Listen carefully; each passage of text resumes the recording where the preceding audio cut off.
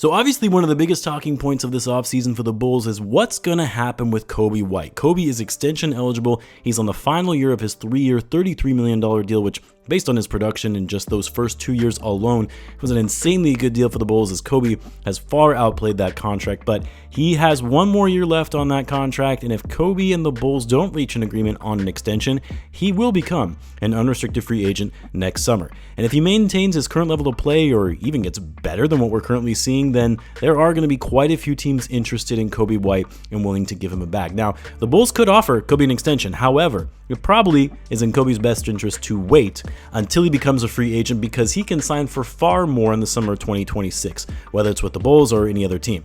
But the question is, will the Bulls let that happen? Will they run the risk of Coby entering unrestricted free agency and potentially letting him walk while getting nothing in return, especially if they perceive the price tag to be too high for Coby in 2026, which of course we all know the Bulls front office and ownership have always been reluctant to shell out big contracts and have too much money committed on their books. If they give Josh Giddey a big contract, which most reports and writers on the beat believe that he will, can they conceivably afford both Giddey and Coby on large long-term agreements? The short answer is yes, they can afford both of them, even if, say, both were making over $30 million a year, given the Bulls will actually have a fair amount of cap space going into the summer of 2026.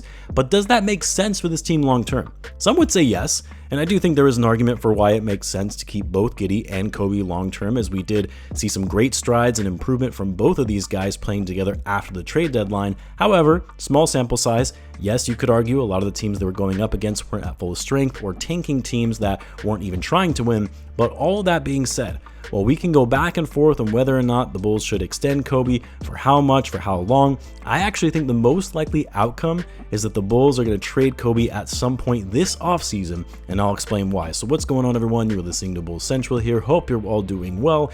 By the way, be sure to subscribe if you like the Bulls and you like Bulls content. About 47% of you watching are not subscribed, and I would really appreciate it, as it does help the channel out greatly. Now, I want to be clear before going into the reasons why I believe Coby will be traded this summer, because I personally would love to see Coby remain with this team. If you've been following the channel since the beginning, you know I was not a big Coby White fan. I thought he was a very streaky, inconsistent player that wouldn't be anything more than a role player coming off the bench. And it initially looked like that would be the case until he completely proved me wrong in the 22-23 season, where he far and away exceeded expectations, not only in becoming a starter for this team, but an impactful player that was becoming a legitimate and consistent offensive threat. Improved handles, improved decision-making, a more versatile scorer, and even though Coby started off this past season a little slow, he would take his leap from the previous year to a new level, becoming the most primary scoring option, elevating his inside game by attacking the basket, finishing through contact and getting to the line more than he's ever had in his career, and would finish with a career high shooting 90% from the free throw line. And I've said this before, what I've slowly loved to appreciate about Coby is the energy, the vibes that he brings on the court, because he plays with passion, he plays hard, he's not a good defender, but he will at least give you effort on that end of the floor. There are just a lot of things to like about Coby White, and whatever his future does hold for him, whether it's the Bulls or not, I'll be cheering him on. So I don't want people to misconstrue that what I'm saying here means that I want the Bulls to trade Coby, but more so what I think they're going to do. And it's for a few reasons. Number one, Coby's value right now is at the highest it's ever been.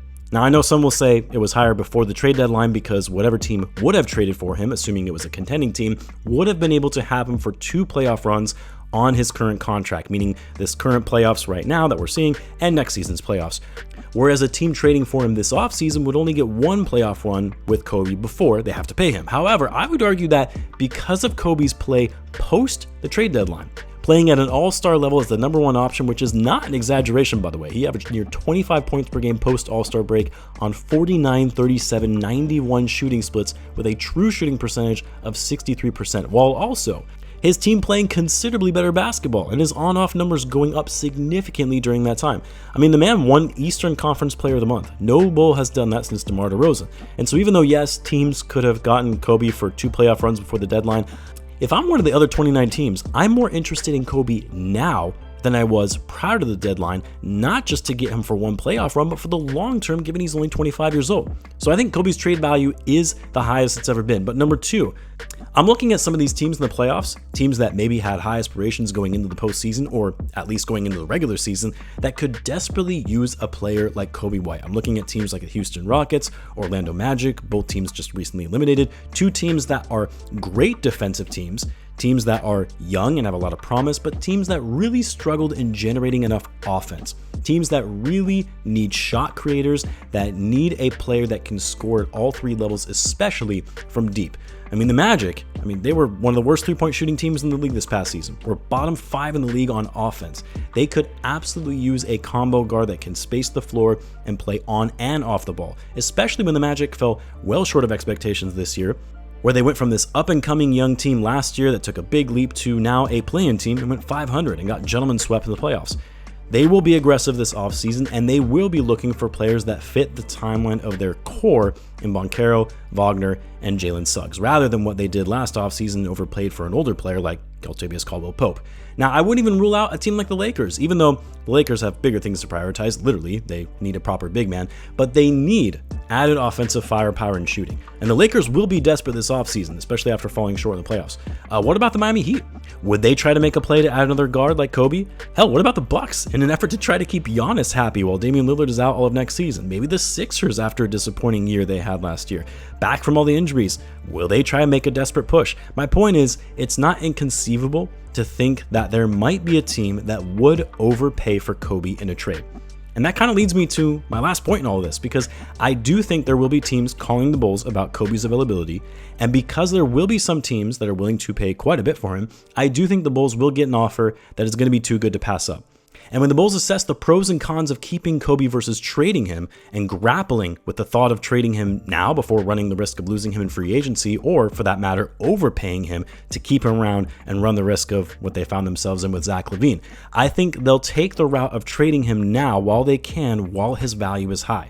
Now, in terms of what the Bulls could get in a trade for Coby, it's tough to say.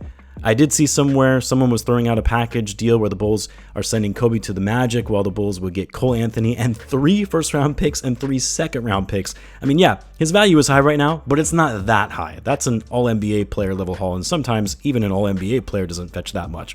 I would say at best, for Coby White, you're looking at 2 first-round picks with some light protections on those picks. Maybe you get a second in there as well. It probably wouldn't even be that much.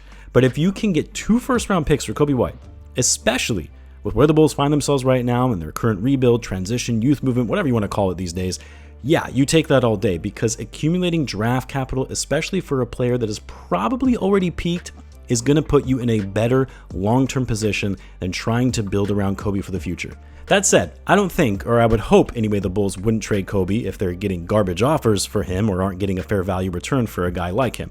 What I really hope doesn't happen is the Bulls trade Coby this offseason and it ends up being another one of those trades that leaves us dumbfounded on how the Bulls could have gotten such little in return for their most valuable trade asset.